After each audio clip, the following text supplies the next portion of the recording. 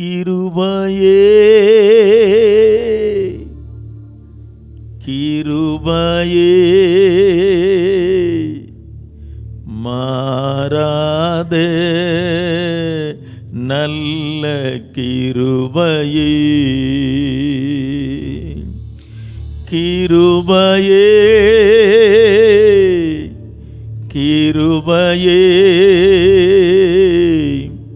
மாறாத நல்ல கிருபையே சோர்ந்து போன நேரத்திலெல்லாம் என்னை சூழ்ந்து கொண்ட கிருபை இது. சோர்ந்து போன நேரத்திலெல்லாம் என்னை சூழ்ந்து கொண்ட கிருபை இது. கிருபையே கிருபையே மாறாத நல்ல கிருபையே கிருபையே கிருபையே மாறாத நல்ல கிருபையே.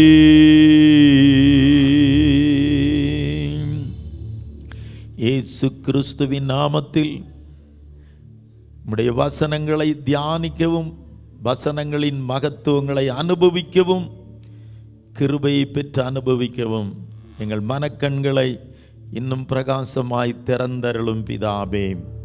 திறந்ததற்காய் ஸ்தோத்திரம். ஆமேன் ஆமேன். அநாதி சிநேகத்தினால் நம்மை சிநேகித்தவரும் காருண்யத்தினால் நம்மை இழுத்து கொண்டவரும் காலங்களை தம்முடைய கரங்களில் வைத்திருக்கிறவருமாகிய கிருபையின் தேவனின் நாமத்தினால் உங்களுக்கும் இந்த ஊழியங்களுக்கும் எல்லைகளுக்கும் பிள்ளைகளுக்கும் கிருபை பெருகுவதாக. கடந்த நாளிலே நாம் பார்த்த ஒரு வசனத்தின் முழு முதுவையும் இன்றைக்கு பார்க்க போகிறோம். என்ன தலைப்பில் நம்ம 31 ராத்திரியிலே ஒரு செய்தியை பார்த்தோம். என்ன தலைப்பில் பார்த்தோம்? நீ எங்களை பார்க்கிலும் பலத்தவனானாய். Praise the Lord. நீ நங்களைக்காள் பலவானாக கொண்டு சோத்துற. நீ எங்களை விட பலத்தவன், நீ நங்களைக்கால் பலவான். You are mightier than we. இந்த வார்த்தையைத்தான் வைத்து நான் உங்களுக்கு சில காரியங்களை சொன்னேன். இன்றைக்கு அதை தொடர்ந்து இன்னைக்கு முழுவதுமாக இந்த செய்தியை நாம் கேட்போமாக.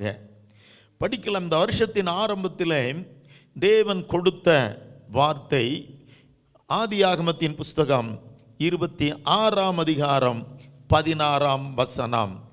உல்பத்தி 26:16. ஜெனிசஸ் 26:16. அபிமெலேக்கு ஈசாக்கை நோக்கி, நீ எங்களை விட்டு போய்விடு, எங்களை பார்க்கிலும் மிகவும் பலத்தவனானாய் என்றான். ஆமென். അബിമേലെക്ക് ഈസാക്കിനോട് നീ ഞങ്ങളെക്കാൾ ഏറ്റവും ബലവാനായതുകൊണ്ട് ഞങ്ങളെ വിട്ടു പോക എന്ന് പറഞ്ഞു. Praise the Lord. இங்கே நான் சொன்னது திரும்ப சொல்லுகிறேன். நீங்கள் கேட்டவர்களானாலும் திரும்ப நினைத்துக் கொள்ளுங்கள். இந்த வார்த்தையை அப்படி பரிபூர்ணமாய் உங்கள் வாழ்நாளுக்கே ஒரு வாக்குத்தத்தமாய் பிடித்து கொள்ளுங்கள். ஆமென். இது ஒரு வாக்குத்தத்தமாக இல்லை, என்ன யூசுவலாக பிரசங்கிக்கிற மாதிரி தான் அந்த வார்த்தையை கர்த்தர் கொடுத்தார், அவ்வளவுதான். அதனால் இது 2024 வாக்குத்தத்தம்லாம் சொல்லி உங்களை நான் ஏமாத்தலை. நீங்கள் இதுக்கு கீழ்ப்படிஞ்சால் வாயில் முழுவதும் இது உங்களுடைய வாழ்க்கையில் நிறைவேறும். Praise the Lord. அபிமெலேக்கு ஒரு கேராருங்கிற தேசத்தினுடைய ராஜா. அபிமெலேக்கினுடைய சோத்ராம் சிநேகிதன் அகுசாத், சேனாபதி ஆகிய பிகோல், இந்த 3 பேரும் வர்றாங்க. அந்த தேசத்தினுடைய மிலிட்ரி ஜெனரல். அவர் மிலிட்ரிக்குரிய இராணுவங்களுக்குரிய கமாண்டர் வர்றார், தலைவர் வர்றாரு.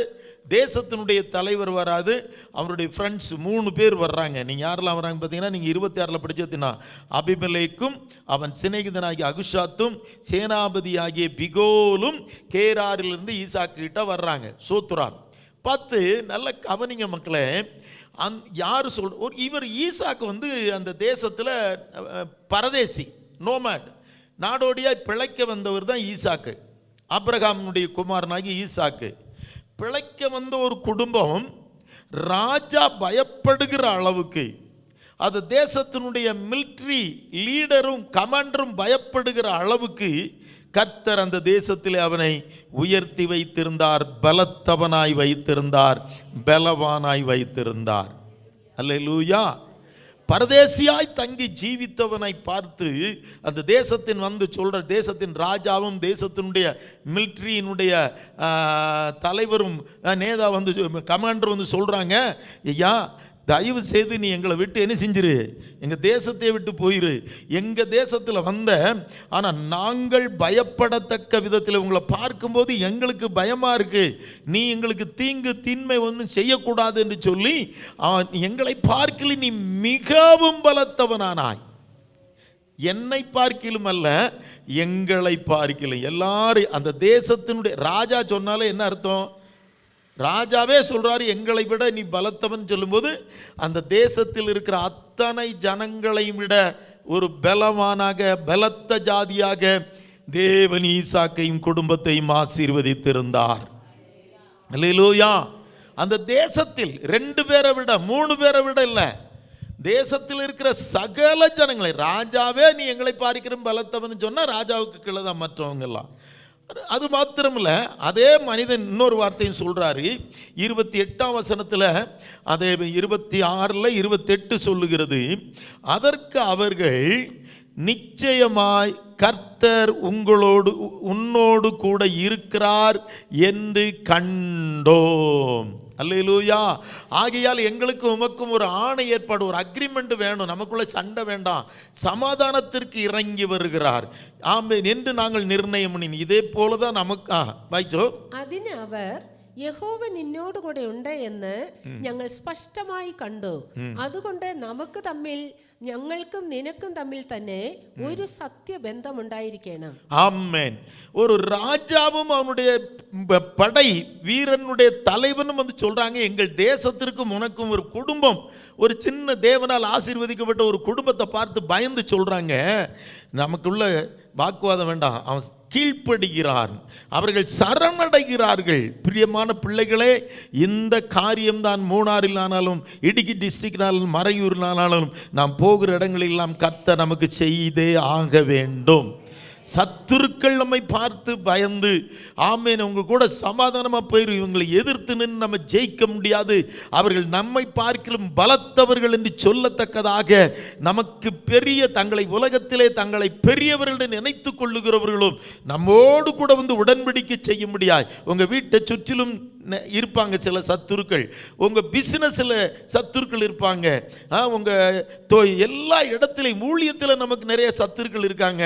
இவர்கள் எல்லாரையும் முன்பதாக கர்த்தர் நம்மை ஒரு பலத்தவர்களாக பராக்கிரமசாலிகளாக பலவான்மாராக கர்த்தர் இன்னைக்கு நம்மை மாற்றி வைத்திருக்கிற கிருபைக்காய் அதை விசுவாசத்தோடு ஆமென் நம்மை பகைக்கிறவர்களும் நமக்கு முன் விழும்படியாக உங்களோடு எங்களுக்கு ஒரு உடன்படிக்கை இருக்கணும், நமக்குள்ள பிரச்சனை வேண்டாம் என்று சொல்லும்படியான ஒரு வார்த்தை தேவன் நமக்கு செய்கிறவராய் இருக்கிறார். அதை செய்ய வேண்டும் என்றும் நான் பிரார்த்தனையோடு இந்த பிரசங்கத்தை உங்களுக்கு முன்வைக்கிறேன். அடுத்து மூணாவது என்ன சொன்னாங்கன்னா 29 ஆமா, நாங்கள் உம்மை தொடாமல் நன்மையே உமக்கு செய்து உம்மை சமாதானத்தோடு அனுப்பிவிட்டது போல நீரும் எங்களுக்கு தீங்கு செய்யாதபடிக்கு உம்மோடு உடன்படிக்கை பண்ணிக்கொள்ள வந்தோம், நீர் கர்த்தரால் ஆசீர்வதிக்கப்பட்டவராமே. அல்லேலூயா. வாய்ச்சோ. ഞങ്ങൾ നിന്നെ തൊട്ടിട്ടില്ലാത്തതുപോലെയും നന്മ മാത്രം നിനക്ക് ചെയ്ത് നിന്നെ സമാധാനത്തോടെ അയച്ചതുപോലെയും നീ ഞങ്ങളോട് ഒരു ദോഷവും ചെയ്യുകയില്ല എന്ന് ഞങ്ങളും നീയും തമ്മിൽ ഒരു ഉടമ്പടി ചെയ്യുക. നീ യഹോവയാൽ അനുഗ്രഹിക്കപ്പെട്ടവനല്ലോ എന്ന് പറഞ്ഞു. அடுத்தது இங்க ரெண்டு காரியம் சொல்லுகிறார். முதல்ல நீ எங்களை விட பலத்தவனானா என்று சொல்லுகிறார். இரண்டாவது நிச்சயமாய் கர்த்தர் உம்மோடு கூட இருக்கிறார் என்று சொல்லுகிறார். மூணாவது நீ கர்த்தரால் ஆசீர்வதிக்கப்பட்டவராமே. அப்ப நம்ம இது இல்லாம இந்த பூமியில எல்லாம் ஜீவிக்க முடியாது. இந்த சத்துருக்களுக்கு முன்பதாக இந்த சத்துருக்கள் நம்மளை பார்த்து சொல்லணும், நீங்கள் கர்த்தரால் ஆசீர்வதிக்கப்பட்ட சந்ததி. அமேன். நீங்கள் கர்த்தரால் ஆசீர்வதிக்கப்பட்ட சந்ததி. நீங்கள் எங்களுக்கு தீங்கு செய்து விடக்கூடாது, நாங்கள் உங்களோடு கூட சமாதானமாய் வாழ விரும்புகிறோம் என்று சொல்லி எதிர்த்து நிற்கிற சத்துருக்கள் எல்லாம் நமக்குன்பாய் முறிந்து விழத்தக்கதாக அன்றைக்கு இந்த கர்த்தர் அந்த நாளிலே ராஜாக்களையும் அதிகாரிகளையும் ஆளுகிறவர்களையும் தலைவர்களையும் மிலிட்டரி ஆபீசர்களையும் தேவன் இப்பொழுது பயத்திற்குள்ளே நடத்த முடியுமானால் அவர்களையும் விட அதிகமாக ராஜாக்களை விட அதிகாரிகளை விட மிலிட்டரிகளை விட தலைவர்களை விட நேதாக்களையும் விட அன்றைக்கு இருந்த ஈசாக்கையும் அவருடைய குடும்பத்தையும் தேவன் ஆசீர்வதித்து அந்த ஜாதிகளுக்கு முன்பதாகவே ஒரு பலத்த மனிதனாய் ஆசீர்வதிக்கப்பட்ட மனிதனாய் வைக்க முடியுமானால் நேற்றும் இன்னும் என்றும் மாறாத அந்த சர்வ வல்லமை உள்ள தேவன் உங்களையும் என்னையும் நம்மையும் இந்த ஊழியத்தையும் அதுபோல ஆசீர்வதித்து சத்துருக்களுக்கு முன்பதாக தேவன் நம்மை பலத்தவர்களாக ஆசீர்வதிக்கப்பட்டவர்களாக ஆமென் அவர்கள் நமக்கு முன்பாய் வந்து சரணடைவர்களாக உங்களுக்கு முன்பதாய் வந்து அவர்கள் ஆமென் நாங்கள் உங்களோடு உடன்படிக்கை செய்து கொள்ள வந்தோம், நீங்க எங்களுக்கு தீங்கு செய்து விடாதீர்கள் என்று நம்மிடத்திலே சொல்லத்தக்க விதத்திலே நம்முடைய சர்வ வல்லமை உள்ள கிருபையின் தேவன் இன்றைக்கும் கிரியை செய்கிற தேவனாயிருக்கிறார். அதை விசுவாசித்து கரங்களை தட்டி கர்த்தரை ஸ்தோத்திரிப்போம். Praise the Lord. அந்த ஈசாக்கை குடும்பத்தையும், இசகாக்குன்னு மலையாளத்தில் வரையும், அந்த ஈசாக்கையும் குடும்பத்தையும் தேவன் இப்படி அந்த தேசத்தை ஆளுகிற அதாவது பரணாதிகாரிகளை காட்டிலும் மிலிட்டரிகளை காட்டிலும் ஐஏஎஸ் ஐபிஎஸ்களை காட்டிலும் தேசத்தின் சர்வ ஜனங்களை பார்க்கிலும் பயப்படத்தக்க மனிதனாய் இவர்களை இந்த குடும்பத்தை கர்த்தர் வைத்தது சத்தியமானால் அவங்க ஒரு கிருஷி வேலை, ஆடு மேய்க்கிற வேலை தான். அவங்க ஈசாக்கினுடைய வேலை என்ன தெரியுமா? ஆடு மேய்க்கிற வேலை தான், ஆட்டிடையர்கள் தான். அந்த ஆடு மேய்க்கிற ஒரு சாதாரண குடும்பத்தை தேவன் ராஜாக்களுக்கு முன்பதாய் பலத்த ஜாதியாக வைத்து பயப்படத்தக்கவர்களாய் வைக்க முடியுமானால் உங்களையும் என்னையும் தேவன் வைப்பதற்கு அவர் போதுமான தேவனாய், மதியாய தெய்வமாய், வல்லமையுள்ள தெய்வமாய், சர்வசக்தனாய் தெய்வமாய் கர்த்தாவாய் நம்மோடு கூட அவர் உலாவிக் கொண்டு இருக்கிறார். அன்னைக்கு உதவி செய்ய முடியுமானால் இன்னைக்கு மாறாத தேவன். எல்லாம் மலையாளத்தில் போய் அனன்யனாய கர்த்தா என்னும் എന്നേക്കും അവൻ അനന്യൻ, അവൻ സർവശക്തൻ. സ്തോത്രം.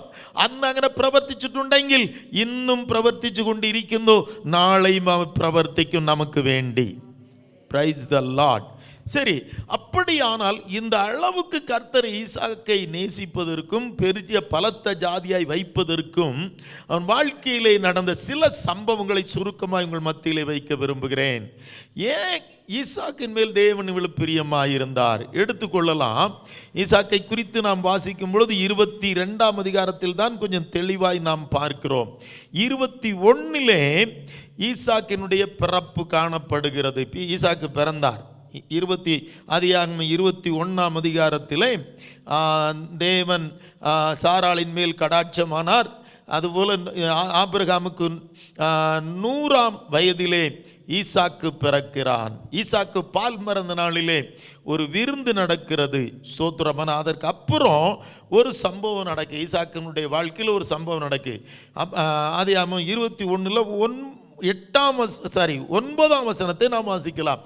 உல்பத்தில 21:9 பின்பு எகிப்து தேசத்தாளாகிய ஆகார் ஆபிரகாமுக்கு பெற்ற குமாரன் ஈசாக்கை பரியாசம் பண்ணுகிறதை சாராள் கண்டாள். படிங்க, வாய்ச்சோ.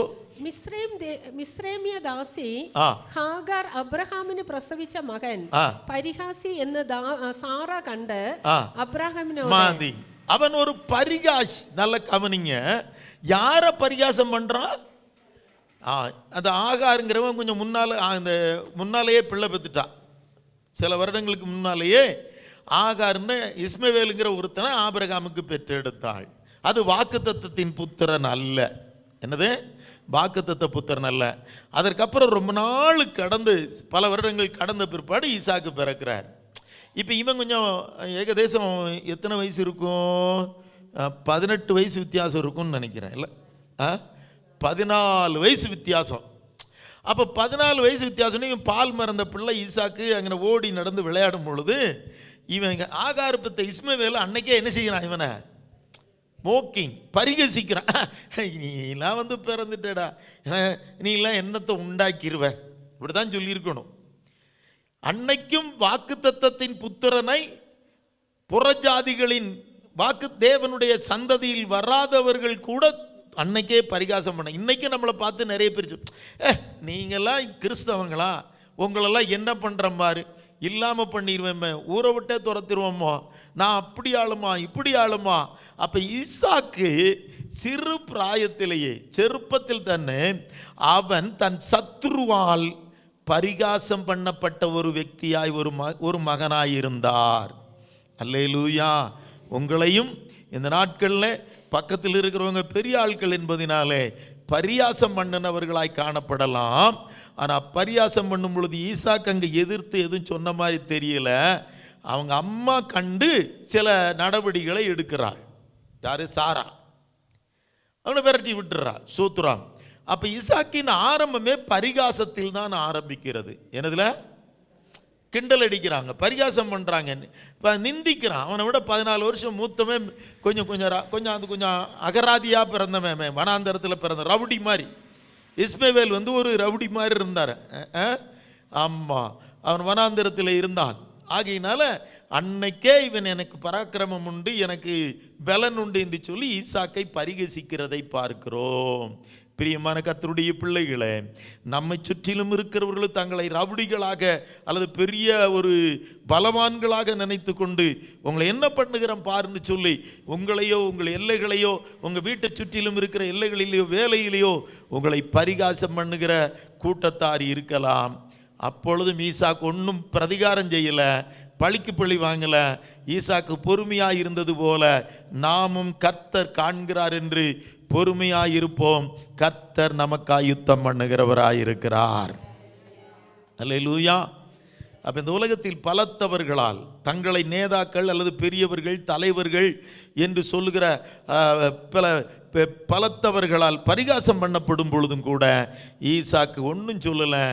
கர்த்தருக்குள்ள பொறுமையாக இருந்தார். சின்ன பையனாக இருந்தாலும் அவர் ஒன்றும் பேசலை, ஏற்று கூட பேசலாரா. சாராள் அதை கண்டு நடவடி எடுக்கிறதை நாம் பார்க்கிறோம். இங்கே தான் ஈசாக்கினுடைய லைஃபை எதில் தான் ஆரம்பிக்கும்? பரிகாசத்தில் தான் ஆரம்பிக்கும். நம்மையும் பார்த்து இந்த வருஷத்தில் அல்லனா போன வருஷத்தில் கூட அநேகர் பரிகசிச்சிருக்கலாம். நீ ஜெபம் பண்ணி என்ன பிரயோஜனம், நீ ஆராதிச்சு என்ன பிரயோஜனம், உனக்கு ஏன் இப்படி நடந்தது, உன் வீட்டில் ஏன் இந்த வியாதி வந்தது, உன் வீட்டில் ஏன் இந்த மரணம் வந்தது, உன்னுடைய வாழ்க்கையிலேயே உன் ஜோலியிலேயே இந்த பிரச்சனை வந்தது, உங்களுக்கே இவ்வளவு சத்துருக்களின் பிரச்சனைகள் போராட்டங்கள் எல்லாம் சொல்லி நம்ம போன வருஷம் முடிஞ்சதும் பரிகாசத்தில் முடிஞ்சிருக்கலாம், இந்த வருஷம் பரிகாசத்தில் ஆரம்பித்திருக்கலாம். எல்லாவற்றையும் மாற்றி பலத்தவனாய் சத்துருக்களுக்கு என்பதாய் நம்மை நிறுத்துகிற கர்த்தர் நம்மோடு கூட உலாவி கொண்டு இருக்கிறார். பயப்படாதீங்க. இதான் ஃபர்ஸ்ட் ஆரம்பம். அப்படி தான் இருந்தது. சரி, அதுக்கடுத்து ஈசாக்கினுடைய காரியத்தில் என்ன நடக்குதுன்னு சொன்னால் 22ஆம் அதிகாரத்தில் சில காரியங்களை பார்க்கலாம். ஈசாக்கினுடைய காணப்பட்ட நல்ல குணங்களை, நல்ல குணலட்சணங்களை பார்க்கலாம். ஒரு நாள் கர்த்தர் ஆபிரகாமோடு எப்போ அவனுடைய ஏக சுதன், ஏக குமாரன், ஏக ஜாதனை ஈசாக்கை கூட்டிக்கிட்டு போய், நான் உனக்கு காண்பிக்கிற ஒரு மலைகளின் ஒன்றில் எனக்காக சர்வாங்க தகன பலி கோமயாகமா எனக்கு வேண்டி நீ அர்ப்பிக்கணும் என்று ஒரு நாள் ராத்திரியிலே அவன் மோரியா தேசத்திற்கு போய் என்று சொல்லி ஆபிரகாமோடு ராத்திரியில் பேசுகிறார். இப்போ வாசிக்கலாம் 22ஆம் அதிகாரத்தில் 3ஆம் வசனம். 22 ஆதியாகமம் 22:3. ஆபிரகாம் அதிகாலையில் எழுந்து தன் கழுதையில் சேணம் கட்டி தன் வேலைக்காரில் 2 பேரையும் தன் குமாரன் ஈசாக்கையும் கூட்டிக் கொண்டு தகனபலிக்கு கட்டைகளையும் பிளந்து கொண்டு தேவன் தனக்கு குறித்த இடத்திற்கு புறப்பட்டு போனான். അബ്രഹാം അതികാലത്ത് എഴുന്നേറ്റ് കഴുതയ്ക്ക് കോപ്പിട്ട് കെട്ടി ബാല്യക്കാരന്റെ രണ്ടുപേരെയും തന്റെ മകൻ ഇസഹാക്കിനെയും കൂട്ടി ഹോമയാഗത്തിന് വിറക് കീറി എടുത്തും കൊണ്ട് പുറപ്പെട്ടു. Praise the Lord. இங்க பாருங்க, அப்ரகாம் போனது பெரிய காரியம் இல்லைங்க. ஈசாக்கை பற்றி தான் நம்ம பார்க்க போறோம். யாரை பலி செலுத்தணும்னு கர்த்தர் சொன்னார், கேட்டார், சோதிச்சார்? ஈசாக்கை பலி செலுத்த சொன்னார். ஆபிரகாம் அதெல்லாம் ஒன்றும் சொல்லலை. காலையில் ஒரு நாள் காலையில் உறங்கிட்டு கிடக்கிற நல்ல ஒரு வாலிப பையனை ஈசாக்கை கர்த்தர் தட்டி எழுப்புறார். யாரையோ ஆபிரகாம், எப்பா எப்பா எந்திரிப்பா, இருட்டில் நல்ல கவனிங்க. ஒரு ஓமன கூட்டன், ஒரு என்ன சொல்கிறது, செல்லமாக பிறந்து வளர்ந்தவன், நல்ல ஒரு கொஞ்சிக்கின்ற பிராயம் சோத்திரம். ஏன்னா அவனுக்கு அதுக்கு முன்னாலையும் பிள்ளை இல்லை, அதுக்கு பின்னாலையும் சாராளுக்கு பிள்ளை இல்லை. ஒரே குமாரன் 90 வயசில் பெற்றிருக்கிறார் சூத்ரா. ஆகையினால் அவ்வளவு செல்லமாக சிநேகமாக வளர்த்த ஏக ஜாதனை, ஏக சுதனை, ஏக குமாரனை இவர் ஒரு தடைமில் தட்டி எழுப்புறாரு. அதே வேகத்தில் அவர் எழுந்துட்டார்.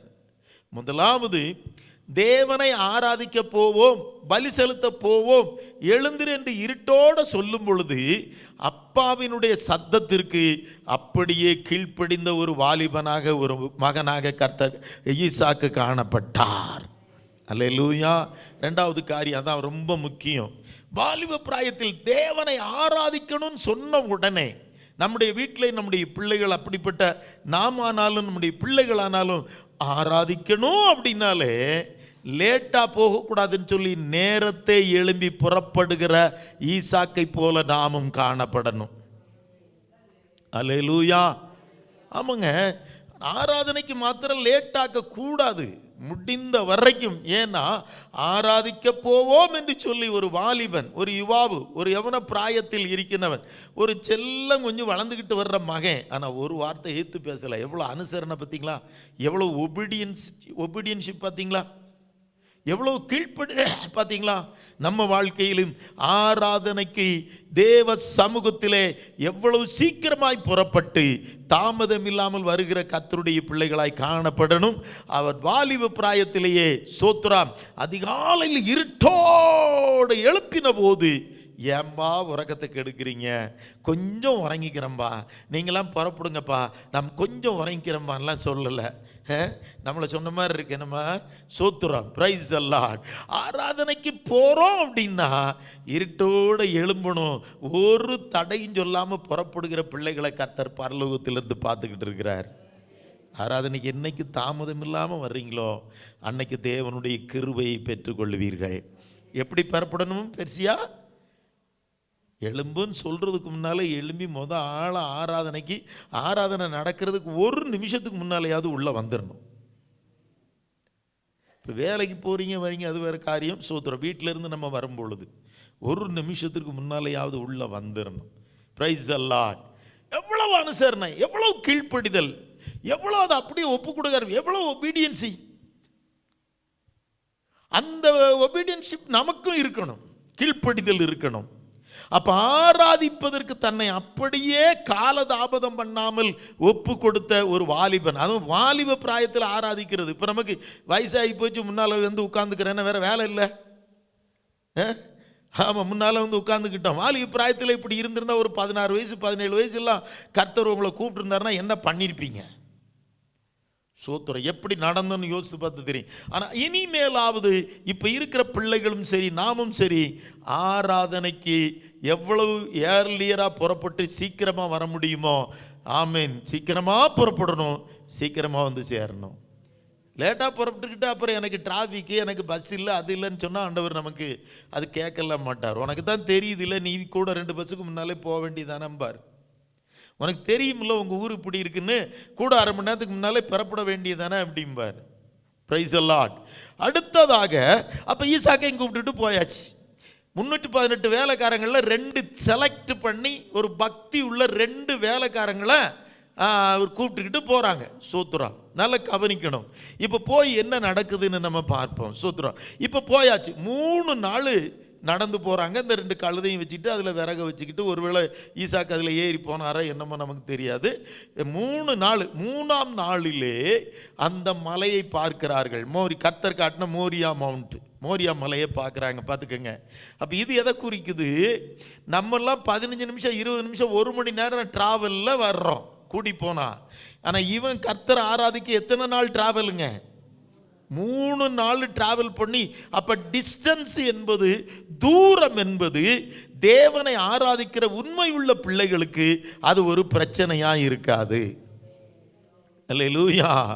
3 நாள்ல எத்தனை கிலோமீட்டர் போயிருக்கணும்? குறைஞ்சது ஒரு நாளைக்கு 20-25 கிலோமீட்டர் நடந்திருந்தா கூட கழுதையோட 75 கிலோமீட்டர்லாம் போயிருக்கணும்னு எனக்கு ஒரு சின்ன கணக்கு.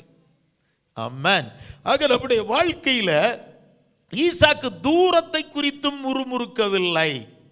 பிரிவிருக்கல சோத்திரம். என்னப்பா அங்கே வீட்டுக்கு பக்கத்திலே நம்ம ஆராதிச்சா போதாதா?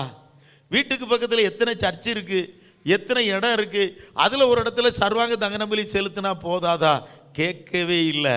கர்த்தர் காட்டின இடம் எத்தனை தூரமானாலும் கடந்து வருவதற்கு வாலிப பிராயத்திலே தன்னை அர்ப்பணித்த ஈசாக்குக்காய் கரங்களை தட்டி கர்த்தரை சோத்தரிப்போம். அல்லேலூயா. நேரம் என்கிற நேரமும் அவருக்கு ஒரு பிரச்சனை இல்லை. அதிகாலையில் இருட்டோடு எழுந்து புறப்பட்டார். தூரமும் கர்த்தரை ஆராதிப்பதற்கு தூரமும் வாலிப பிராயத்தில் அவருக்கு ஒரு பிரச்சனை இல்லை. பக்கத்திலே போயிட வேண்டியதானே. ஏம்மா அவ்வளோ தூரம் போகணும்? ஏன் மம்மி இவ்வளோ தூரம் போகணும்? ஏங்க அவ்வளோ தூரம் போகணும்? ஏன் அவ்வளோ தூரம்? கேட்கவே இல்லை. கர்த்தர் சொன்ன இடம் அதுதான் அவர்கள் விரும்பின இடம். ஆமாம். கர்த்தர் எங்க விரும்பணும்னு, எங்க ஆராதிக்கணும், ஜீவ பலியாய் உன் சரீரத்தை ஒப்பு கொடுக்கணும்னு விரும்புகிறாரோ அந்த இடத்திற்கு நீ எத்தனை தூரமானாலும் ஓடி வரும் பொழுது உங்களை கர்த்தர் பரலோகத்திலே கணக்கு எழுதி வைத்திருக்கிறார். அடுத்ததாக இப்போ என்ன நடக்குது பாருங்களேன். இந்த கீழ்ப்படிதல் தான் நிறையா. அந்த மலை அடிவாரத்தில் போன உடனே ஈசாக்கு ஆபிரகாம் சொல்கிறாரு, எப்போ நீங்கள் 2 பேரும் இங்கே இருங்க வேலைக்காரங்க, நானும் என் மகனை ஈசாக்கும் போய் தேவனை ஆராதிச்சுட்டு கடந்து வர்றோம் அப்படின்னு சொல்லிட்டு, அப்போ என்ன செய்கிறார் பார்த்தீங்கன்னா, அந்த 6ஆம் வசனத்தை 22:6 படித்து பார்த்தீங்கன்னா தெரியும். 3 நாள் நடந்து போய் இப்போ அங்கே என்ன செய்கிறாங்க, ஆபிரகாம் தகன பலியின் கட்டைகளை எடுத்து தன் குமாரனாகிய ஈசாக்கின் மேல் வைத்து தன் கையில் நெருப்பையும் கத்தியும் எடுத்துக்கொண்டான். இருவரும் கூடி போனார்கள். അബ്രഹാം ഹോമയാഗത്തിനുള്ള വിറകെടുത്ത് തന്റെ മകനായ ഇസഹാക്കിന്റെ ചുമലിൽ വെച്ചു. തീയും കത്തിയും താൻ എടുത്തു. ഇരുവരും ഒന്നിച്ച് നടന്നു. 3வது அவரிடத்தில் உள்ள கீழ்ப்படிதலை பாருங்களேன். இப்போ அந்த மலை பக்கத்தில் வந்தோடனே இப்போ வேற கழுதைக்கு மேலிருந்து விறகு எடுத்து இப்போ யார் தலையில் வச்சாச்சு? இசகாக் தலையில் வச்சாச்சு. சூத்திரம். தன்னுடைய செல்ல குமாரன். இது எதை குறிக்கும் தெரியுமா? இயேசு கிறிஸ்து தான் மரிக்க வேண்டிய சிலுவை மரத்தை தானே சுமந்து கொண்டு கல்வாரி மலையின் மேல் ஏறினதை குறிக்கும். அல்லேலூயா.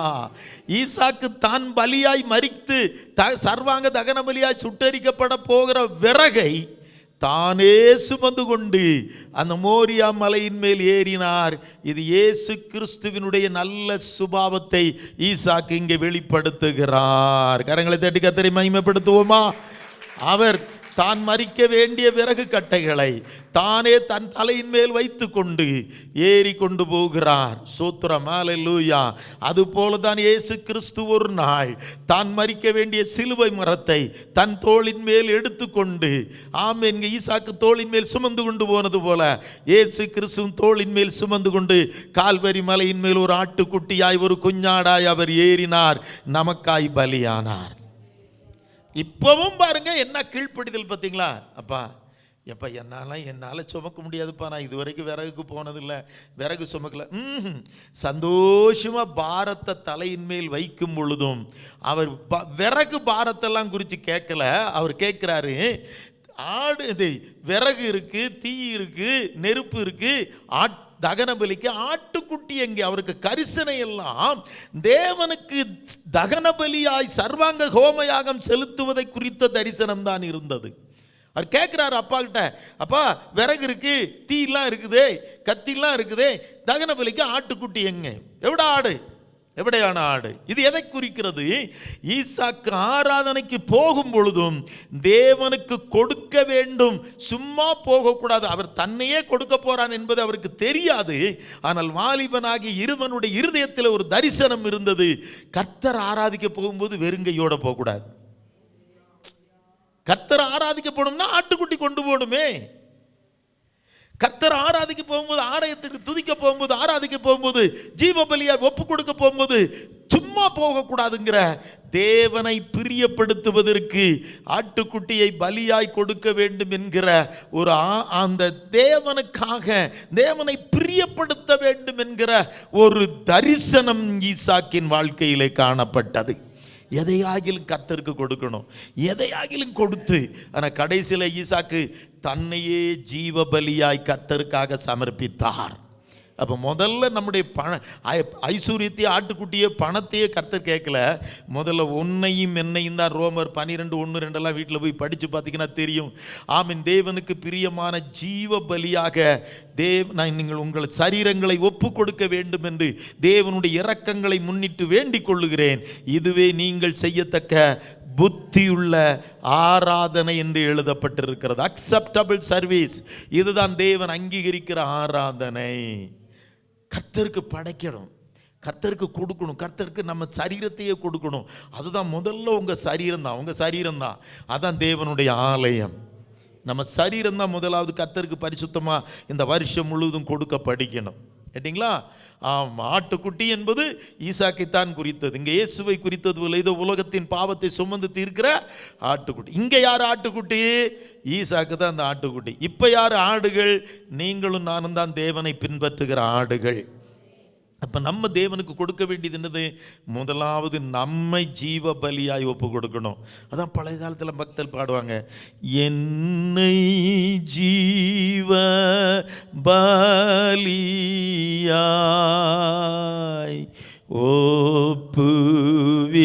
ஒப்புவித்தேன் ஏற்று கொள்ளும் இயேசுவே, என்னை ஜீவ பலியாய் கொடுக்கிறேன்னு சொன்ன. அப்போ ஆபிரகாம் சொல்றாரு, கவலைப்படாதப்பா, உன் பாரம்லாம் கர்த்தருக்கு தெரியும், கர்த்தர் பார்த்து கொள்ளுவார். அல்லேலூயா. இப்போ அடுத்து அங்கே போயாச்சுங்க. பலிபீடத்தெல்லாம் கட்டுறேன். நிறைய பாயிண்ட் இருக்குன்னா கொஞ்சம் வேகமாக போகிறேன். அன்றைக்கி சொல்லாது. அங்கே பலிபீடத்தை கட்டிட்டாங்க. 2 பேரும் சேர்ந்து தான் பலிபீடம் கட்டுறாங்க. இப்போ கட்டைகளை அடுக்கிறாங்க. இவர் சுமந்து பொண்ணு கட்டையவே அடுக்கி அந்த கட்டையின் மேலே இப்போ என்ன செய்கிறாரு பாருங்க. அப்பவும் ஆபிரகாம் ஈசாக்கு எப்படி இருந்தாரா? இப்போ 9ஆம் வசனத்தை படிங்க. 22:9 தேவன் அவனுக்கு சொல்லி இருந்த இடத்துக்கு வந்தார்கள். அங்கே ஆபிரகாம் ஒரு பலிபீடத்தை உண்டாக்கி கட்டைகளை அடுக்கி தன் குமாரனாகி ஈசாக்கை கட்டி அந்த பலிபீடத்தின் கட்டைகளின் மேல் அவனை கிடத்தினான். ദൈവം കൽപ്പിച്ചിരുന്ന സ്ഥലത്ത് അവർ എത്തി. അബ്രഹാം ഒരു യാഗപീഠം പണിതു, വിറക് അടുക്കി, തന്റെ മകൻ ഇസഹാക്കിനെ കെട്ടി യാഗപീഠത്തിന്മേൽ വിറകുകൾ മീതെ കിടത്തി. അടുത്ത് என்ன செய்தாரா? പിന്നെ അബ്രഹാം കൈ നീട്ടി തന്റെ മകനെ അറുക്കേണ്ടതിന് கத்தி எடுத்து. நல்ல கவனிங்க மக்களே. இப்போ இவன் ஒரு வாலிபன். நினைச்சா இவங்க அப்பா ரொம்ப வயசானவர். நினைச்சிருந்தா ஒரு உதறி தள்ளிட்டு போய என்ன வெட்டுறதுக்கு தான் இங்கே கொண்டு வந்தியாக்கும், நீங்களாம் ஒரு அப்பாவான்னு சொல்லி எதிர்த்து தள்ளி விட்டுட்டு அடிச்சுட்டு மலையிலிருந்து கீழே ஓடி வந்திருக்கலாம். நீ வேணா சாவு பலிபீடத்தில்னு. ஆனால் பாருங்களேன், ஒரு பெரிய நல்ல ஒரு யவன பிராயத்தில், இல்லை வாலிப பிராயத்தில் திடகாத்திரமான எபிரேய வாலிபன் அவங்க கையை கட்டுறாரு, கம்முன்னு நிற்கிறாரு. ஈசாக்கு கையை கட்டுறாரு. புரியுதா உங்களுக்கு? அப்புறம் தூக்கி படுக்க வச்சு காலை கட்டுறாரு. அப்பவும் ஈசாக்கு கம்முன்னு நிற்கிறாரு. கத்தி எடுத்து வெட்ட போறாரு. அப்பவும் ஈசாக்கு அமைதியாய் இருந்து எல்லாவற்றிற்கும் தன்னை ஜீவ பலியாய் வைத்து கொடுக்கிறார். இந்த ஒரு வார்த்தை தான் நான் ராத்திரி ரொம்ப திரும்ப சொன்னேன். கட்டினாலும் சரி வெட்டினாலும் சரி கர்த்தருக்காக கீழ்ப்படிந்த ஈசாக்குக்காய் கரங்களை தட்டி நாம் கர்த்தரை ஸ்தோத்தரிப்போம். ஹல்லேலூயா, ஹல்லேலூயா. தன்னை கட்டின போதும் அவர் ஒன்றும் முறுமுறுக்கல. தன் தகப்பனுக்கு கீழ்ப்படுகிறார். தன்னை வெட்ட கத்தி எடுக்கும் போதும் கீழ்ப்படுகிறார். அதான் அனுசரணை, கீழ்ப்படிதல். இதெல்லாம் கர்த்தர் பரலோகத்திலிருந்து பார்க்கிறார். அதனால நல்லதோ கெட்டதோ உங்க வாழ்க்கையில் சிலதை கர்த்தர் என்ன செஞ்சிருக்கலாம், சில வாழ்க்கையில் உங்களுக்கு விரும்பாத விதத்தில் உங்களை கட்டி இருக்கலாம், விரும்பாத விதத்தில் சில வெட்டுகள் காயங்கள் விழுந்திருக்கலாம், இருதயம் வெட்டப்பட்டிருக்கலாம், காயப்பட்டிருக்கலாம், நொறுக்கப்பட்டிருக்கலாம், ரணம் இருதயத்தில் ஒரு அது என்ன முறிவேல்பிச்சு காணும். தெய்வம் நீங்களை வெட்டி காணும். முறிவேல்பிச்சாலும் சரி, வெட்டினாலும் சரி, கட்டினாலும் சரி, ஈசாக்கு ஒரு காரியம் நல்லா தெரியும், எனக்கு எதை செய்தாலும் கர்த்தர் எனக்கு நன்மைக்காகவே செய்கிறவர். இதாங்க எனக்கு ரொம்ப பிடிச்ச பாயிண்ட்டு. நான் கூட நிறைய நேரம் கர்த்தர்கிட்ட போராடுவேன், ஆண்டவரே என்னால் முடியலையப்பா, இவ்வளோ பிரச்சனை இருக்குதுன்னு. ஆனால் இதை பிரசங்கம் பண்ண இதே தான் எனக்கும் ஞாபகம் வந்தது. மகனே, நீ இந்த சில சூழ்நிலையில் உன்னை கட்டுகிறேன், சில சூழ்நிலையில் உன்னை வெட்டுகிறேன், சில சூழ்நிலையில் உன்னை படுக்க வைக்கிறேன், ஆனால் நீ தோற்று போவதில்லை. நான் கட்டினாலும் அது நன்மைக்கே, நான் உன்னை வெட்டினாலும் அது நன்மைக்கே, நீ தேசத்திலே பலத்தவன் ஆவாய். என் அன்பு மகளே, சில நேரங்களில் செய்திகள் உங்களை சில காரியங்களில் கட்டும், சில நேரம் வசனம் உங்களை வெட்டும், சில நேரம் உங்களை வசனம் கட்டி வைக்கும். அதை செய்யாத, இதை செய்யாத, அப்படி இரு, இப்படி இருன்னு சொல்லி, என்ன பாஸ்டர் எப்போ பார்த்தாலும் அதை செய்யாத, இதை செய்யாத, அங்கே போகாத, இங்கே போகாத, அதை பார்க்காத, இதை பார்க்காத, அதை உடுத்தாத, இதை உடுத்தாத, அதை வைக்காத, இதை வைக்காதாங்கிறாரே. எப்போ பார்த்தாலும் நம்மளை கட்டியே வச்சிருக்காரு. விடுதலையோடு இந்த உலகத்தில் ஒரு நன்மை அனுபவிக்க முடியலையே. இல்லை மகளே, நாம் கிறிஸ்துவுக்காக கட்டப்பட்டவர்கள். எல்லாவற்றையும் நம்ம செய்ய முடியாது. நம்ம ஒரு கழுதையை பற்றி பார்த்த ஒரு தடவை, கிறிஸ்துவுக்காக கட்டப்பட்ட கழுதை இல்லை சொல்லியிருக்கிறேன் நான். ஏசு பவனி போனார் எருசலேமுக்கு, இல்லை பெத்தானியாவிலிருந்து எருசலேமுக்கு. அது கிறிஸ்துவுக்காக கட்டப்பட்ட கழுதை. கிறிஸ்து ஏறும் வரைக்கும் அது கட்டியே இருந்தது. ஆமென். நீங்களும் நானும் கிறிஸ்துவுக்காக வசனத்தினால் கட்டப்பட்டவர்கள். கிறிஸ்துவுக்காக சில நேரங்களில் வசனங்களினால் நாம் வெட்டப்படுகிறோம். ஆகையினால செய்தியை கேட்கும்போது ஒரு காரியத்தை புரிந்து கொள்ளணும். இந்த வசனம் நம்மளை சில காரியங்களை இங்கே போகாது, அங்கே போகாது, இதை செய்யாத, அதை செய்யாத, இதை பேசாதன்னு சொல்லி நம்மளை கட்டும்போது நீங்கள் கர்த்தரை துதிக்கணும். சில நேரம் நம்மளை சில காரியங்களில் பாவத்தை குறித்து வெட்டும்போது நீங்கள் கர்த்தரை துதிக்கணும். ஏன்னா இது ரெண்டுக்கும் ஈசாக்கு அமைதியாய் தன்னை ஒப்பு கொடுத்ததுனால தான் தேசத்தில் ராஜாவை காட்டிலும், அந்த தேசத்து ஜனங்களை காட்டிலும் ஈசாக்கை தேவன் பலத்தவனாய் உயர்த்தினார். நம்மையும் உயர்த்துவதற்கு கர்த்தர் இன்றைக்கு வல்லவராய் இருக்கிறார். கட்டினாலும் வெட்டினாலும் கர்த்தாவே, எல்லாம் நீர் என்ன நன்மைக்காக என்று நான் புரிந்து கொள்கிறேன், நான் மனசிலாக்கி கொள்ளுகிறேன். இந்த கேரக்டர் தாங்க ரொம்ப புரிஞ்சது. அப்பவும் கீழ்ப்படிதல் தான். அப்பாவை குறித்து ஒன்றும் வைக்கல. அப்பா கையில் கத்தி வெட்டப்போர் ஒன்றும் செய்யலை. கண்ணை மூடி அவர் வீட்டில் படுத்திருப்பாருன்னு நினைக்கிறேன். கர்த்தாவே, இது என்ன செய்தாலும் எனக்கு நன்மைக்காகவே இருக்குன்னு சொல்லி அப்புறம் கர்த்தர் இடப்பட்டார், காப்பாற்றினார். அங்கே ஒரு ஆட்டுக்கடா கிடைத்தது. அதை பலி செலுத்தி வந்துட்டாங்க. இப்போ எனக்கு டைம் இல்லைங்கனால அடுத்து ஒரு 2 பாயிண்ட் சொல்ல விரும்புகிறேன். இப்போ அடுத்து ஈசாக்கினிடத்தில் காணப்பட்ட காரியம் என்னன்னா, ஈசாக்கு ஒரு விவாக பிராயம் வந்துருச்சு, நல்ல கல்யாண பிராயம் வந்துருச்சு. பெரிய அவங்க அம்மாலாம் இறந்துட்டாங்க, சாராள் இறந்தாச்சு, மரித்து போயாச்சு, கர்த்தருக்குள்ள நித்திரை அடைந்தாச்சு. சோத்ரா. அப்போ பெண்ணு பார்க்கறதுக்காக ஈசாக்கு, எல்லாரும் பையன்கிட்ட கேட்பாங்க, இந்த உலகத்தில் உனக்கு எப்படிப்பா பொண்ணு வேணும், பொண்ணுக்கிட்ட கேட்பாங்க உனக்கு எப்படிமா மாப்பிள்ளை வேணும், அப்படி தானே? ஆமாம். இல்லைன்னா தான் மாப்பிள்ளை பிடிக்கலாம், நீ கெட்டிக்கிட்டு போயிடுவா அம்மாவை. அப்பா சொல்லிட்டு போயிடுவான், நீ தானே பொண்ணு பார்த்தா நீயே கெட்டிக்கிட்டு போயிடுவான் இந்த காலத்து பிள்ளைகள். இப்போ ஆபிரகாம் ஈசாக்கினுடைய கீழ்ப்பிடிதலை பாருங்களேன். ஈசாக்கு கிட்ட ஒன்றுமே கேட்கல. அந்த வீட்டில் மூத்த ஒரு வேலைக்காரன் எலியேசர்னு சொல்கிறாங்க, கூப்பிட்டு எடுத்து, நீ ஈசாக்குக்கு என்ன பார்க்க போ, பொண்ணு பார்க்க போ. அப்போ ஐயா, பொண்ணு பையனும் பொண்ணும் பார்க்க வேண்டாமா, நீ போ, கர்த்தர் எந்த பொண்ணை கொடுக்குறாரோ அந்த பொண்ணு ஈசாக்குக்கு ஏற்றவளாயிருப்பாள். அதே வாக்கை ஈசாக்கு நம்பினார். ஈசாக்கு பாத்திரா இந்த நேரத்தில் என்ன செஞ்சா தெரியுமா? அவன் பொண்ணு பார்க்க போகும் பொழுது ஈசாக்கு என்ன செய்கிறாருன்னா, தேவனை நோக்கி ஜெபிக்க போகிறார். 24ஆம் அதிகாரத்தில் ஆமென் 63ஆம் வசனம், ஆதியாகமம் 24:63, ஜெனிசஸ் 24:63. இவர் தனக்காக எதையும் தேடல, கர்த்தர் இவருக்காக எல்லாவற்றையும் தேடினார். ஆனால் இவரோ கர்த்தரை தேடினார். ஈசாக்கு சாயங்கால வேளையிலே தியானம் பண்ண வெளியிலே போயிருந்து தன் கண்களை ஏறெடுத்து பார்த்தபோது ஒட்டகங்கள் வருகிறது. இவளுக்காக உலகத்திலே ஒரு சுந்தரவதியான, ஒரு சௌந்தரியவதியான, ஒரு அழகான ஒரு பெண் வருகிறாய். വൈകുന്നേരത്ത് ഇസഹാക്ക് ധ്യാനിപ്പാൻ വെളിമ്പ്രദേശത്തേക്ക് പോയിരുന്നു. അവൻ തലപൊക്കി നോക്കി ഒട്ടകങ്ങൾ വരുന്നത് കണ്ടു. Praise the Lord. நல்ல கவனிங்க மக்களே, இவன் தனக்குரியதை தேடல, இவன் வாலிப பிராயத்தில் இவன் தேவனை தேடுகிறான். ஈசாக்கு கர்த்தரை தேடுகிறார், கர்த்தரோ இவருக்காக பெண் தேடுகிறார். அவ்வளவு கீழ்ப்படிதல் பார்த்துக்குங்க.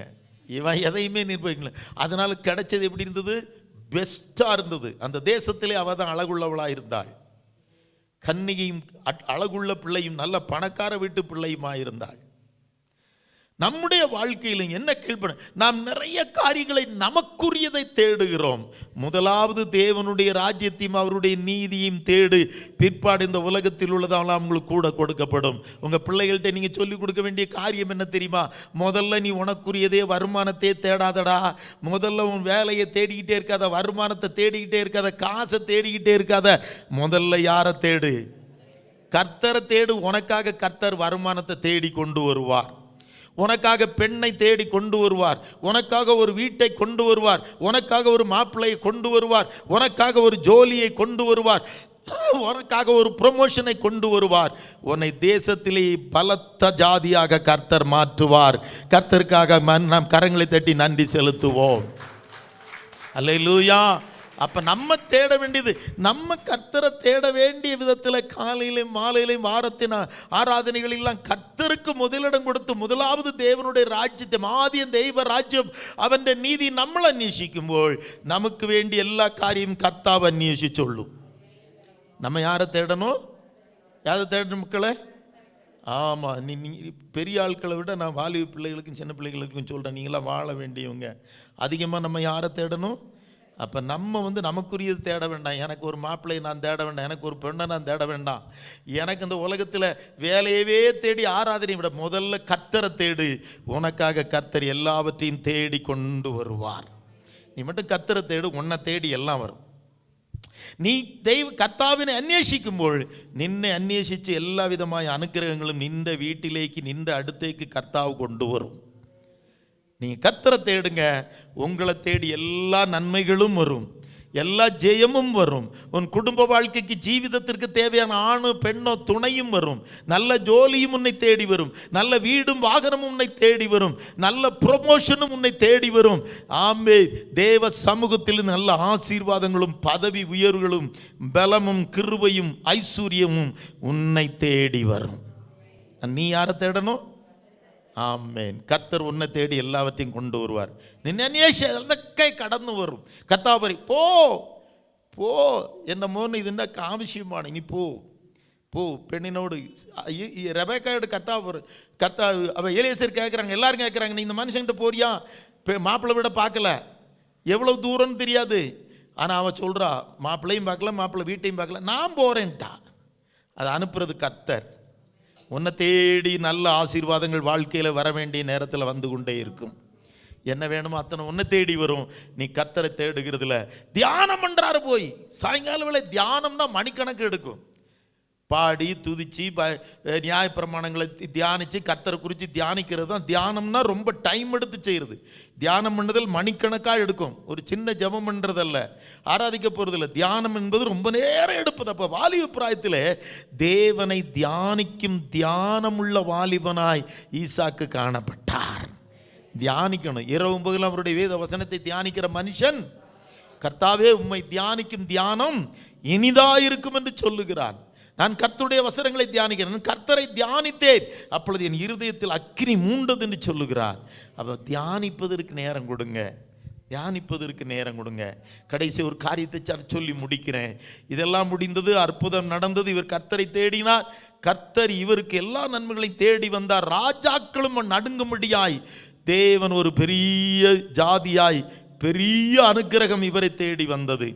இப்போ 26ஆம் அதிகாரத்தில் ஒரே ஒரு காரியத்தை பார்க்கலாம். Praise the Lord. இப்போ கேராரூர் என்கிற ஊரில் பிழைக்க போயிருக்கிறார்.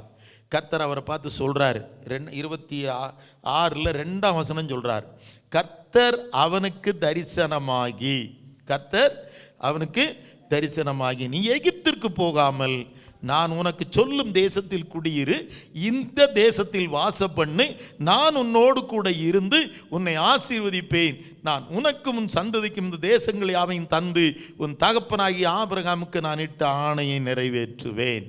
மைக்கா, യഹോവ അവന് പ്രത്യക്ഷനായി അരുൾ ചെയ്തത് എന്തെന്നാൽ, നീ മിസ്രൈമിലേക്ക് പോകരുത്, ഞാൻ നിന്നോട് കൽപ്പിക്കുന്ന ദേശത്ത് പാർക്ക, ഈ ദേശത്ത് താമസിക്ക, ഞാൻ നിന്നോട് കൂടെ ഇരുന്ന് നിന്നെ അനുഗ്രഹിക്കും, നിനക്കും നിന്റെ സന്തതിക്കും ഈ ദേശമൊക്കെയും തരും, നിന്റെ പിതാവായ അബ്രഹാമിനോട് ഞാൻ ചെയ്ത സത്യം നിവർത്തിക്കും. Praise the Lord. அதே மாதிரி அவர் பல வருடங்கள் அங்கே தங்கினார். அடுத்ததாக பரத்திலிருந்து வந்த சத்தத்திற்கும் அவர் கீழ்ப்படுகிறார்.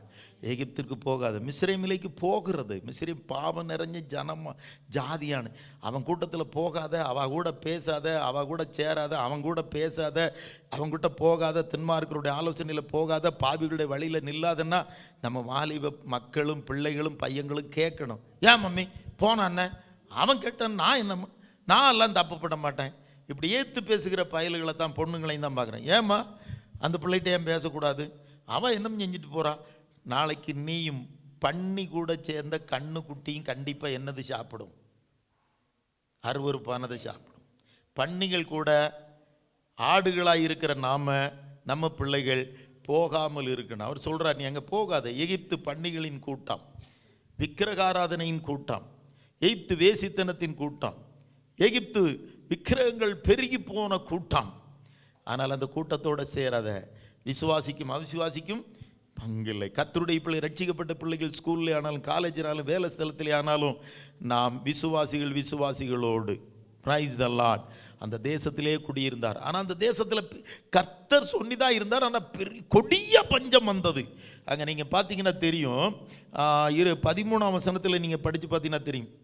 12, ஈசாக்கு அந்த தேசத்தில் விதை விதைத்தான், கர்த்தர் அவனை ஆசீர்வதித்தனால் நம்ம தேசத்தில் 100 மடங்கு பலன் அடைந்தான். ஆனால் அந்த தேசத்தில் அந்த டைமில் என்ன இருந்துச்சான்?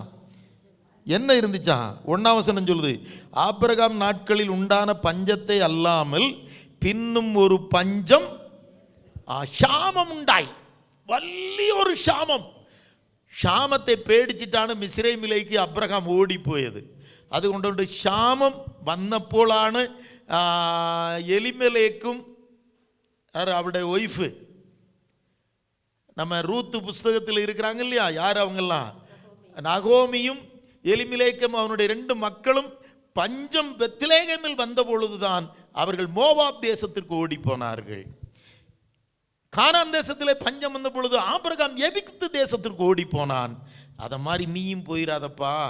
அப்புறம் உங்கள் அப்பம் போய் நிறைய அடிபட்டு வந்தா, அது எனக்கு பிடிக்கல, அங்கே போய் சொல்லி பொண்டாட்டியெல்லாம் அவன் ராஜா கூட்டிகிட்டு போய் இப்போ மனைவியை கொடுத்தெல்லாம் சில ஆசீர்வாதங்களை வாங்கிட்டு, அதெல்லாம் நல்லது இல்லை. பஞ்சம் வந்தாலும் சரி, நான் சொல்கிற தேசத்திலேயே குடியிரு. குறைவுகள் வந்தாலும் குடியிரு, குறைவுகள் மாறி போகும். பஞ்சம் விளைக்க போன நகோமி என்னானா, புருஷன் போனா, 2 ஆண் மக்களும் போச்சு, விதவையாக ஒற்றைக்கு திரும்பி வந்தாள் மோவாப் ஸ்திரியாகி ரூத்தோடு கூட. அப்போ கஷ்டம் வந்தாலும் பஞ்சம் வந்தாலும் என்ன வந்தாலும் எது வந்தாலும் நாம் கர்த்தர் நம்மை நிறுத்தி இருக்கிற வசனம் நிறைந்த தோட்டத்தில் நிற்கும் பொழுது, பஞ்சத்தின் நடுவிலே ஈசாக்கு விதை விதைத்தான். அந்த தேசத்தில் யாருக்கும் ஆசீர்வாதம் இல்லை, கர்த்தருக்கு கீழ்ப்படிஞ்சதுனால 100 மேனி பலம் கிடைத்தது. ஆமீன். அதுபோல கர்த்தருடைய பிள்ளையே, மூணார் முழுவதும் அல்ல, தேசம் முழுவதும் பஞ்சத்தில், இந்தியா முழுவதும் பஞ்சத்திலும் ஷாமத்திலும் பட்டினியிலும் கிடந்தாலும் நீ கர்த்தர் சொல்லுகிறபடி நீ நிலைத்திருந்து கர்த்தர் சொல்லுகிறபடி ஆராதிப்பாயானால் உன் வீட்டில் வருமானம் 100 மடங்கு ஆசீர்வாதம் பெருகி கொண்டே இருக்கும். அல்லேலூயா. அவர் தேவனுடைய சத்தத்திற்கு கீழ்ப்படிந்தார். ஜீவிக்க முடியாத இடத்திலும் ஜீவித்தார். குறைவுகள், பஞ்சங்கள், ஷாமங்கள், பட்டினிகள், மழை இல்லை, விதைச்சா விதை நடக்காது, வருமானம் இல்லை. ஆனால் யார் இருக்க சொன்னா? ஆமாம், இது பெத்லெகேமிலிருந்து போனா, ஒன்றும் இல்லாமல் திரும்பி வந்தான். எகிப்து தேசத்துக்கு அப்ரஹாம் போனா, நிறைய தப்பு பண்ணிட்டு திரும்பி வந்தான். ஆனால் நாமும் பின்மாற்றத்தில் போகாதபடி எந்த ஜீவிதத்திலும் விசுவாச ஜீவிதத்தில் பரீட்சையின் மத்தியிலும் கர்த்தர் விரும்புகிற ஆவிக்குரிய ஜீவியத்தில் இருக்கும் பொழுது நீ தொடுகிறதையெல்லாம் கர்த்தர் ஆசீர்வதிப்பார். நீ கையிட்டு செய்கிற வேலைகளை எல்லாம் ஆசீர்வதிப்பார். உன் வருமானங்களை ஆசீர்வதிப்பார். நீ 100 மடங்கு பெருக்கமடைவாய். இப்பந்தான் அந்த ராஜா வந்து சொல்கிறான், என்னடா நமக்கெல்லாம் விளைவே இல்லை, இவன் நேற்று இந்த தேசத்துக்கு வந்தவன் கொஞ்ச நாளாக குடியிருக்கிறான், நமக்கு ஒன்றும் விளைவு விழலை, இவன் தொட்ட இடமெல்லாம் பொண்ணாகுது, எங்கே தோண்டினாலும் தண்ணி வருது, நீரூற்றுகளாக வருது, இவன் விதைச்சா ஆசீர்வாதம் இருக்குது, 100 மடங்கு ஆசீர்வாதம். அப்போ தான் சொல்கிறான், கர்த்தர் நிச்சயமாய் உம்மோடு கூட இருக்கிறார். நீ எங்களை பார்க்கிலும் பலத்தவனானாய், நீ எங்களுக்கு தீங்கு செய்யாதபடி உம்மோடு கூட நாங்கள் சரணடைகிறோம், உடன்படிக்கை செய்ய வந்தோம் என்று சொல்லுகிறார். அருமையான கர்த்தருடைய பிள்ளைகளே, இந்த நாள், இந்த வருஷத்தின் முதல் நாளில் தயவு செய்து செய்திகளை திரும்ப ஒரு முறை இந்த செய்தியை நீங்கள் யூடியூப்பில் கேட்டே ஆகணும். ஏன்னா இன்னைக்கு சொன்ன அத்தனை சரித்திர ரகசியங்களும் ஆமீன் கர்த்தர் வெளிப்படுத்தினது. இப்போ சொன்ன அத்தனை ரகசியங்களும் ஈசாக்கின்றத்தில் எத்தனை விதமான கீழ்ப்படிதல் உண்டாயிருந்துன்னு பார்த்தல. இதை ஒரு தடவையாவது நீங்கள் பூரணமாக வீட்டில் உட்காந்து கேளுங்க, வேலை ஸ்தலத்தில் கேளுங்க, போட்டு கேளுங்க, நாளைக்கு அது வந்திருக்கும். இதை கேட்டு நீங்கள் கீழ்ப்படியும் பொழுது நீங்கள் தேசத்திலே பலத்த ஜாதியாய் மாறுவீர்கள். உங்களை பார்க்கும் பொழுது சத்துரு பயப்படுவான். உங்களோடு கூட வந்து உங்களுக்கு முன்பாய் சரணடைந்து கர்த்தர் உங்களோடு கூட இருக்கிறார், நீ எங்களை பார்த்தும் பலத்தவனானாய், எங்களுக்காக ஜெபம் பண்ணி எங்களுக்கு தீமை செய்யாதே என்று சொல்லி நம்மிடத்தில் வேண்டிக் கொள்ளும் அளவுக்கு கர்த்தர் நமக்கு யுத்தம் பண்ணுகிறவராயிருக்கிறார்.